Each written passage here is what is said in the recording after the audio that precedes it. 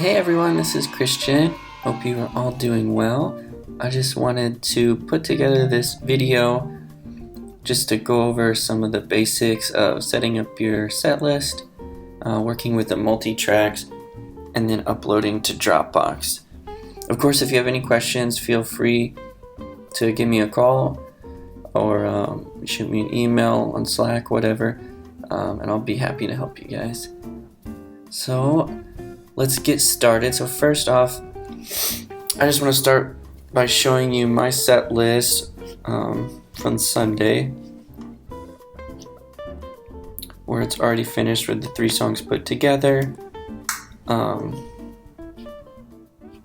So it's all in one timeline here. So when we export it, it'll just be one track that the musicians can play along to. And then just a couple of things to keep in mind is just your transitions and setting each song, on the timeline where you want it so it flows well. And then, like for example, on Wellspring, my 3rd song here, I actually chopped up some of the acoustics parts, like the verse and the bridge, and then just copied and pasted them here so I could extend that outro just to kind of do some more flowy worship there. But yeah, so this is kind of the overall how it would look for you guys at the end. But let's go ahead and start from the MultiTracks. So you're going to go to multitracks.com, log in, and then go to account, the library, and then they'll have the whole list of songs we can choose from. In this case, I went ahead and chose Be Enthroned. And then here you can see it tells you the original key, the BPM, time signature, all that stuff. But when you're ready to download, you just go to MultiTrack, hit download. Okay. So I had already chose this earlier, but once you decide what key you're gonna do, you just hit request, and then like a few seconds later, the download link shows up. So you hit download, and then depending on your internet connection, that can take several minutes. But I already did that earlier, so we'll just drag it out of our downloads folder. And if you open this up, you can see that your MultiTracks are right here in this folder. So let's pull it into GarageBand. So we're going to open up a new project. So this stuff here doesn't really matter because we have 3 different songs in different keys, potentially in different time signatures or BPMs, tempos. So we'll just hit choose to start something. Just to get it open, we don't really need to it doesn't really matter what we choose here, so we'll just say create. Okay. So now that we have our new project open, then you'll just shift click, drag these all in here, line it up at the beginning.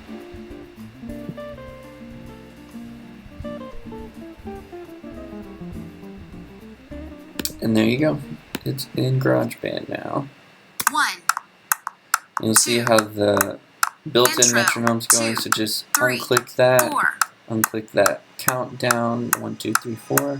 So we don't need those anymore. We have a click right here. And we have a guide here telling us where we're at in the song. And then if you want to play around with volumes for different tracks, you just pull this slider left to right.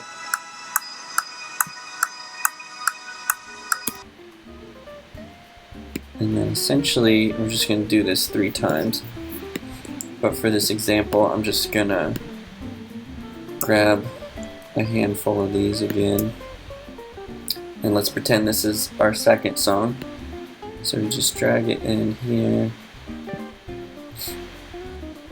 Then I'm going to highlight up to choir and just Well, first I'm going to extend this.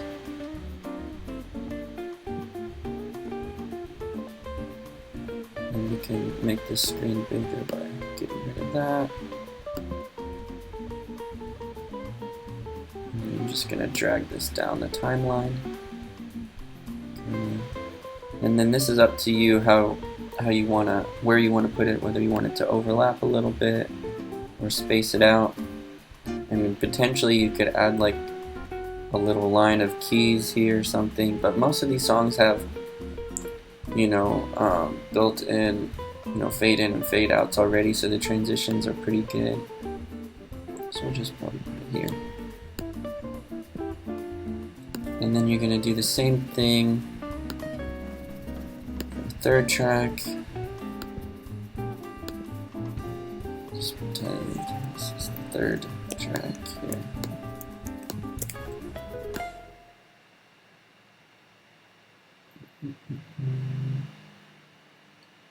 And then just put it right here. And there you go. So now we've got our 3 tracks. You can kind of play around, just make sure they're all in the right timing that you want as far as on the timeline. Then you're ready to record.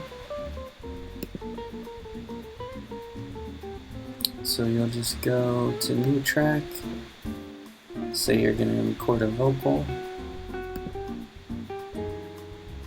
just create,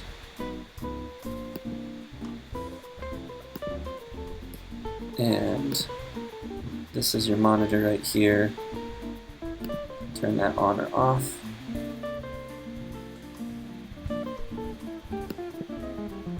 And then you're ready to record. 1, 2, intro, 2, 3, 4. So then you just start singing or playing along, and just go through the whole set till you get to the end. Just hit stop. It's captured. And then now you're ready to export for your team for the whole set. So you just go to share, export song to disk, whatever you want to call it. Go ahead and do a WAV file.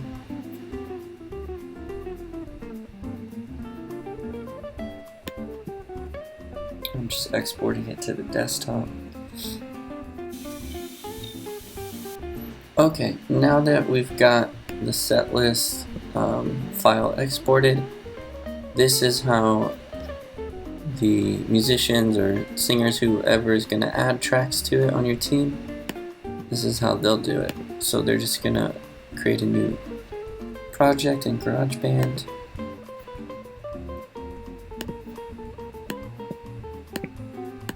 And then they'll just pull this set list file in, deselect these, 1, 2, and there they have the intro, track to play 2, along to. 3, 4. Okay. And then let's say they're going to record a guitar, a vocal,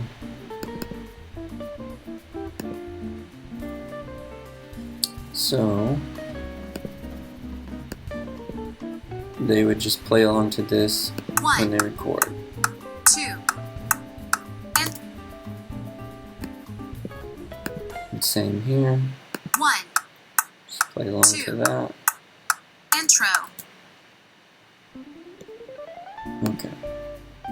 So now they've done the whole set list. They're just going to go in and export, but they want to do their tracks only, and they want to do them individually, so we have separate tracks to upload and work with when BJ goes to mix.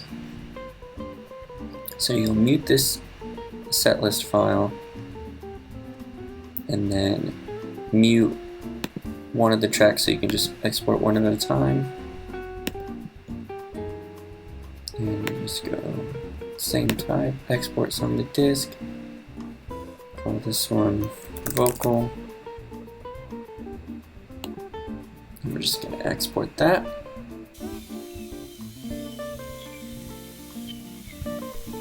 Okay, so now we have the vocal exported. Do the same thing with the guitar. And sorry if there's fan noise, my MacBook's fan kicked on a little bit ago, just because it's processing a lot of things with the video running and GarageBand.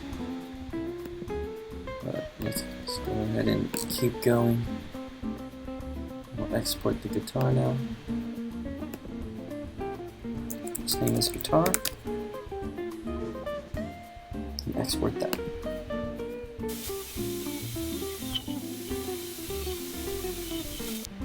Alright, so now we have the guitar file as well. So yeah, that's the gist of it. And it'll be the same for you. I mean, obviously you'll have probably more tracks when you're recording. Just make sure you mute the other tracks, or you solo just the track that you're wanting to export. A lot of times that's just easier too. So now that we've got everything exported, let's just go ahead and close this.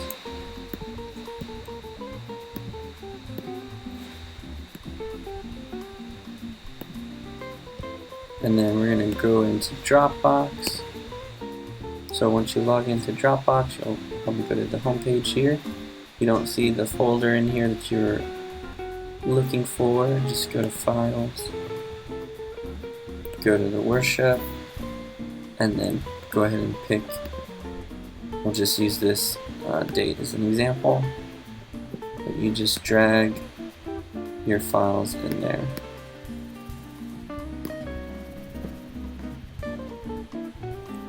And that's pretty much it.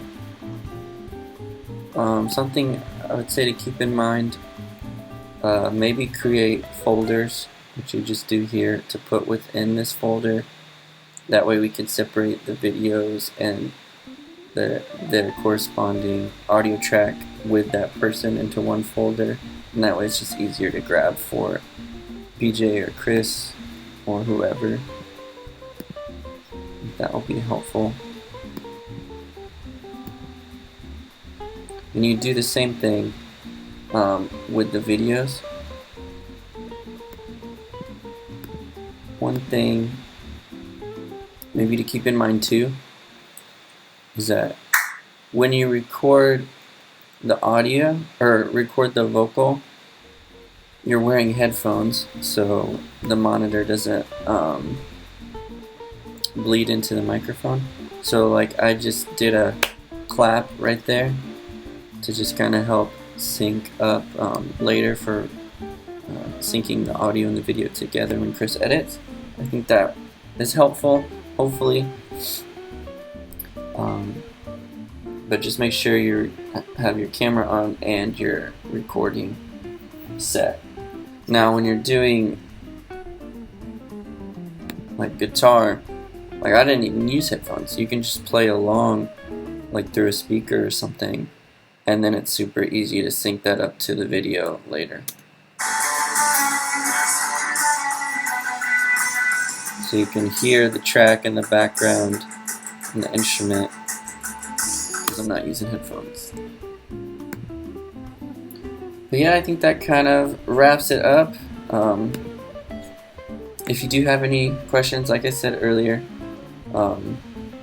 just reach out. I'd be happy to help you. Alright, stay safe and healthy. Love you guys. Bye-bye.